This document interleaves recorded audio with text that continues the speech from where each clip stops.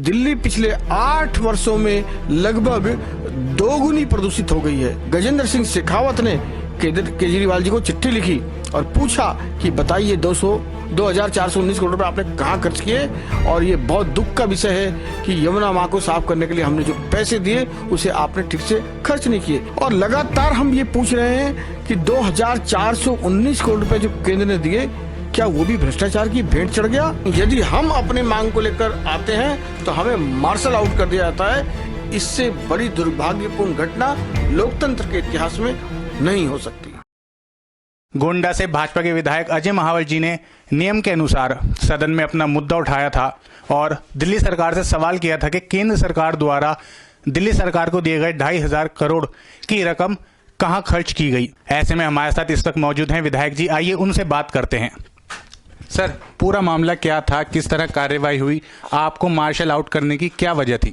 देखिए, पिछले 8 वर्षों से लगातार मुख्यमंत्री ये कह रहे हैं, प्रत्येक वर्ष उनका बयान बदलता रहा है कि मैं अगले 1 साल में यमुना नदी को साफ कर और दिल्ली वालों के साथ यमुना मैया में डुबकी लगाऊंगा।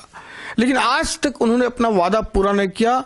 3 दिन पहले जो डीपीसीसी की रिपोर्ट आई है, उन्हीं के दिल्ली सरकार के डीपीसीसी की रिपोर्ट में प्रत्यक्ष रूप से ये कहा गया है कि दिल्ली पिछले 8 वर्षों में लगभग दोगुनी प्रदूषित हो गई है। तो एक तरफ जहां वो बात कर रहे थे साफ करने का, वो साफ करने में तो असमर्थ रहे, दोगुनी प्रदूषित और कर दी।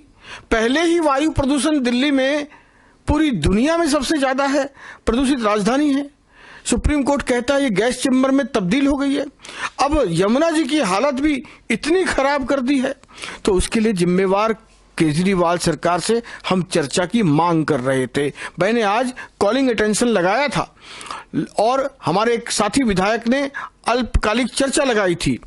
हमें नहीं बोलने दिया जाता और लगातार हम ये पूछ रहे हैं कि 2,419 करोड़ रुपए जो केंद्र ने दिए, क्या वो भी भ्रष्टाचार की भेंट चढ़ गया? क्या उसे भी डकार गए?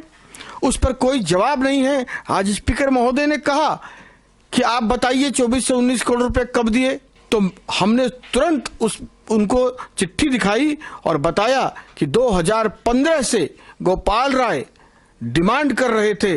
केंद्र ने 2021 में ही वह धनराशि मुहैया करा दी थी और 1 जुलाई 2021 को हमारे जल शक्ति मंत्री गजेंद्र सिंह शेखावत ने केजरीवाल जी को चिट्ठी लिखी और पूछा कि बताइए 2,419 करोड़ रुपए आपने कहाँ खर्च किए, और ये बहुत दुख का विषय है कि यमुना माँ को साफ करने के लिए हमने जो पैसे दिए उसे आपने ठीक से खर्च नहीं किए। इनके पास जवाब नहीं है।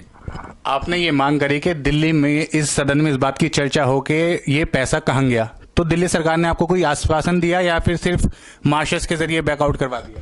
देखिए, स्पीकर साहब ने जब हमने चिट्ठी प्रोड्यूस कर दी तो उन्होंने कहा इसको हम एग्जामिन करेंगे, देखेंगे। और जब हमने कहा कि इस पर चर्चा होनी चाहिए, पिछले 3 वर्षों से आपने जनता की आवाज जो विपक्ष बनकर सदन में बोलना चाहता है, तो आप हमें बोलने नहीं देते हो। हमारा कोई कॉलिंग अटेंशन, कोई short duration notice, not a single, इस 3 साल में उन्होंने स्वीकार नहीं किया है। तो हम क्या करें? जब हमने मुखर होकर बोला तो उन्होंने हमें आज तीसरे दिन भी मार्शल आउट कर दिया। दुखद की बात यह है कि सत्ता पक्ष आज भी 2 बार वेल में आया, परसों भी आया, तब ये सदन को एडजस्ट करते हैं। लेकिन यदि हम अपने मांग को लेकर आते हैं तो हमें मार्शल आउट कर दिया जाता है। इससे बड़ी दुर्भाग्यपूर्ण घटना लोकतंत्र के इतिहास में नहीं हो सकती। रिठाला से आम आदमी पार्टी के विधायक मोहिंदर गोयल जी ने अपनी ही पार्टी के खिलाफ ये मोर्चा खोला कि सरकारी अस्पतालों में भर्ती को लेकर उगाही हो रही है। उन्होंने पूरी विधानसभा के सामने नोटों की गड्डियां भी दिखाई। इस पर आप क्या कहेंगे? देखिए, इस पर महेंद्र गोयल जी मेरे निजी रूप से मित्र हैं, उसके बावजूद मुझे लगता है चोर की दाढ़ी में तिनका, यानी कि कहीं ना कहीं कोई डील हुई थी जो मैच्योर नहीं हुई है, और मैच्योर नहीं हुई है तो कहीं न कहीं कोई भय है जिसके कारण उस सदन में आए हैं।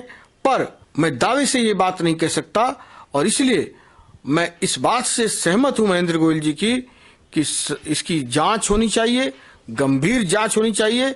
हॉस्पिटल के लोग हों या वो एजेंसी हो जिससे डीलिंग की बात हो रही है या महेंद्र गोयल हों, सभी जांच के दायरे में होने चाहिए और जांच पड़ताल के बाद जो भी इसमें कसूरवार हो, लेने वाला या देने वाला या दोनों, उनको कठोर सजा मिलनी चाहिए।